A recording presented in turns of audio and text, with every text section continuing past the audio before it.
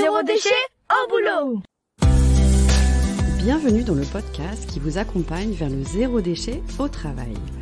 Vous êtes sensible à prendre soin de la planète, œuvrer pour diminuer les déchets à la maison, mais au travail c'est le désastre.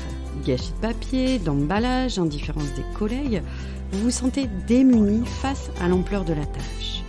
Alors bonne nouvelle, ce podcast s'adresse à tous ceux qui souhaitent avancer de manière positive et concrète dans une démarche de diminution des déchets en entreprise. Allez, place au sujet du jour. Bienvenue pour ce nouveau podcast. Aujourd'hui est l'heure du bilan.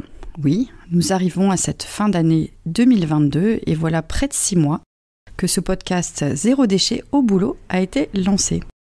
Alors l'idée de départ était de transmettre des valeurs, approfondir un sujet, notamment le zéro déchet dans la sphère professionnelle. C'était aussi l'idée de partir à la découverte de personnes inspirantes, de nouveaux projets ou de structures que je connaissais moins. C'était aussi et particulièrement l'idée de compléter le livre que je suis en train d'écrire sur le sujet. Alors le point de départ, c'était de se lancer. Alors je suis complètement partie de zéro, si ce n'est que quelques expériences de chroniqueuse radio il y a quelques années. Lancer un podcast demande quand même beaucoup de travail. Alors tout d'abord, ça a été un travail de recherche sur quels sont les bons outils comme le micro, la plateforme d'enregistrement, les outils d'hébergement de ce fameux podcast, mais aussi les plateformes de diffusion. Donc tout ça, ça fait beaucoup d'outils à intégrer, sans oublier le montage. Sacré boulot le montage. Lancer un podcast, c'est aussi un temps pour écrire des interviews ou même écrire des épisodes en solo. Tout ce travail demande beaucoup de patience, de formation en autodidacte et surtout d'avancer pas à pas. Alors finalement, ça a été aussi l'idée de rencontrer de nouveaux partenaires. Alors clairement, au début, je suis allée dans ma zone de confort et je suis allée rechercher des personnes de mon propre réseau, auprès de mes clients, de mes partenaires ou même de copines que j'aime bien, qui font un travail vraiment intéressant dans le domaine du zéro déchet. Je pense à Perrine d'Ethics, je pense à Alice de Day by Day, donc des épisodes que vous pouvez retrouver sur votre plateforme.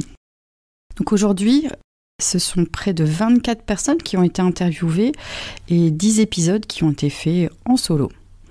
Et finalement, tout ce travail, c'est aussi un bel alibi pour partir à la rencontre de nouvelles personnes que je ne connaissais pas.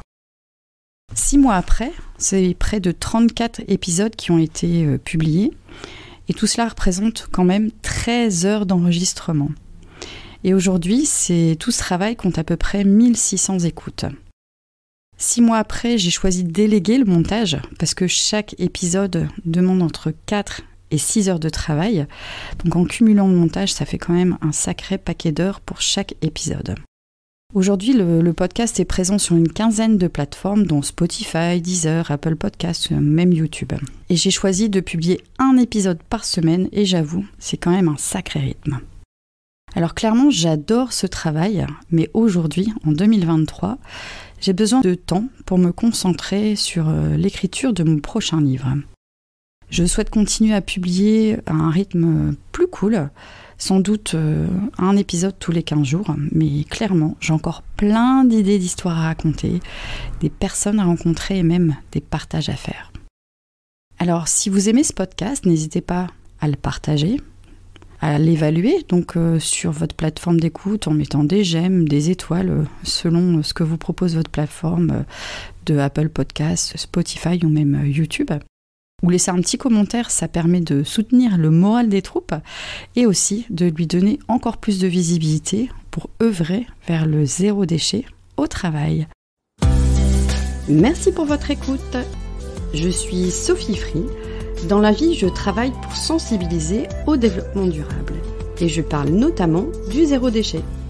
Pour cela, je propose des ateliers, des conférences, des formations professionnalisantes, un blog, Sophie au naturel, et je suis aussi auteure de livres sur le sujet. Retrouvez toutes mes informations sur le site sophie-o-naturel.fr. Au plaisir!